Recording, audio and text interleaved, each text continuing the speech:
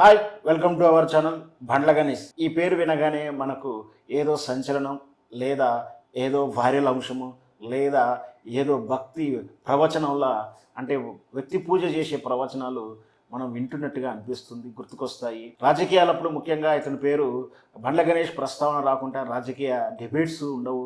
ఎందుకంటే ఎన్నికల ముందు తాను ఇచ్చేటువంటి ఇంటర్వ్యూల్లో ఆయన ఇచ్చేటువంటి కాన్ఫిడెన్స్ లెవెల్, ఈ వాక్యాలు చాలా సంచలనం సృష్టిస్తుంటాయి. ఇప్పుడు అదే బండ్ల గణేష్ పేరు మళ్ళీ కాంగ్రెస్ గెలిచిన తర్వాత ఒక 4 రోజులు వైరల్ అయిన తర్వాత మళ్ళీ నిన్నటి నుంచి ఒక వార్త చర్చ జరుగుతుంది రాజకీయ విశ్లేషకుల్లో, రాజకీయాల నాయకులలో. అదేమిటంటే బండ్ల గణేష్కి ఎమ్మెల్సీ సీటు, బండ్ల గణేష్ ఎమ్మెల్సీగా అసెంబ్లీకి అడుగుపెట్టబోతున్నాడా అంటే నిజమే కావచ్చు, ఎందుకు అవకాశం ఉండదని ఒక చర్చ జరుగుతుంది. ఎందుకంటే బండ్ల గణేష్ మనకు తెలుసు, కాంగ్రెస్ వీరాభిమాని. అతను చాలా భిన్నమైనటువంటి కాంట్రస్ స్వభావం కలిగిన వాడు. ఎందుకంటే అతడు వ్యక్తిగతంగా పవన్ కళ్యాణ్కి వీర భక్తులని చెప్తూనే జనసేన పార్టీలో ఉన్నాడు ఆయన. జనసేన పార్టీకి నేను వ్యతిరేకించను, అభిమానించను, నా పవన్ కళ్యాణ్ ఇష్టం, జనసేనకు నాకేమిటి సంబంధం తీరుగా మాట్లాడుతాడు. కానీ అదే రాజకీయాలకు వస్తే మాత్రం నేను కాంగ్రెస్ పార్టీ అంటాడు. ఇంకొకసారి వ్యవహారాల గురించి మాట్లాడితే తెలుగుదేశం చంద్రబాబు నాయుడు వీరోచితంగా అభిమానిస్తూ ఉంటాడు, వీరోచితంగా పొగుడుతుంటాడు. మనం చూసాం గత నెలలో జరిగినటువంటి 25 సంవత్సరాల సాఫ్ట్వేర్ రంగానికి సంబంధించినటువంటి రజోత్సవ సభలో చంద్రబాబు నాయుడికి థ్యాంక్స్ చెప్తున్నటువంటి సభలో ఆనాడు జరిగిన సభలో బండ్ల గణేష్ ఉపన్యాసించిన తీరు, బండ్ల గణేష్ చెప్పినటువంటి వాక్యాలన్నీ కూడా చంద్రబాబు నాయుడు పట్ల ఎంత విధేయత ఉందో, ఎంత ప్రేమ ఉందో, ఎంత భక్తి ఉందో కూడా మనకు స్పష్టంగా అర్థమైంది. అయినా కూడా రాజకీయ నేపథ్యం వస్తే మాత్రం కేవలం తాను కాంగ్రెస్ పార్టీ వీరాభిమానని, నాకు కాంగ్రెస్ పార్టీ అభిమానం అని తరచూ చెప్తూనే ఉంటాడు. గత ఎన్నికల్లో 2018 ఎన్నికల్లో తను చేసిన వ్యాఖ్యలు ఎంత సంచలనం సృష్టించాయో తెలుసు. మళ్ళీ అదే 2023లో కూడా అంతే కాన్ఫిడెంట్ లెవెల్లో కూడా కాంగ్రెస్ ప్రభుత్వం వస్తుందని చెప్పాడు. ఈసారి నిజమైంది. అతను సహజంగా కాంగ్రెస్ నుంచి టికెట్ ఆశించాడని అందరూ అనుకున్నారు. కాంగ్రెస్ టికెట్ ఇవ్వకపోతే పార్టీ మారతారని కూడా ఆ రోజు చాలా వ్యాఖ్యలు చేశారు. అయినా కూడా నాకు పార్టీ టికెట్ కోసం కాదు, నేను కాంగ్రెస్ అభిమానంతో పనిచేస్తున్నా, కాంగ్రెస్ సిద్ధాంతాలు నాకు నచ్చుతాయి, కాంగ్రెస్ అధికారంకు రావాలని కోరుకుంటున్నాను, సోనియా గాంధీ తెలంగాణ ఇచ్చింది కాబట్టి కృతజ్ఞతగా ఈసారి గెలిపేయాలని కోరుకుంటున్నాను కూడా తరచూ చెప్పాడు.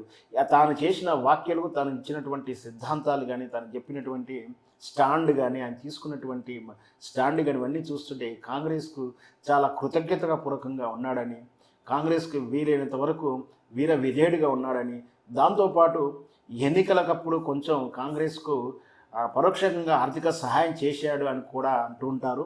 ఏదైనప్పటికీ కాంగ్రెస్ నాయకులు, ఆ రోజున ఉన్నట్టు కాంగ్రెస్ నాయకులతో తోటి కానీ, ఆ తర్వాత ఇప్పుడున్నటువంటి కాంగ్రెస్ నాయకులతో తన స్నేహపూర్వకాలు ఉన్నాయి. దాంతోపాటు వ్యాపార లావాదేవీలు ఉన్నాయి.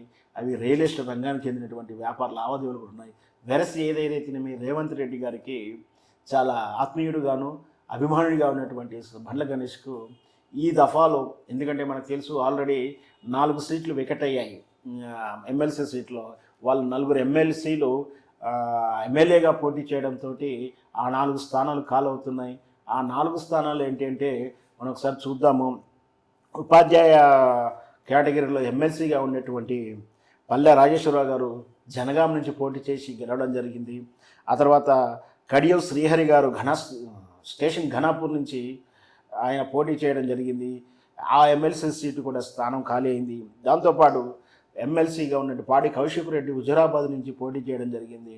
ఆ తర్వాత స్థానిక సంస్థల ఎమ్మెల్సీ కేటగిరీలో ఉన్నటువంటి కశిరెడ్డి నారాయణ రెడ్డి మహబూబ్నగర్ కేటగిరీలో ఉన్నటువంటి ఆయన కలవకుర్తి నుంచి పోటీ చేసి గెలవడం జరిగింది.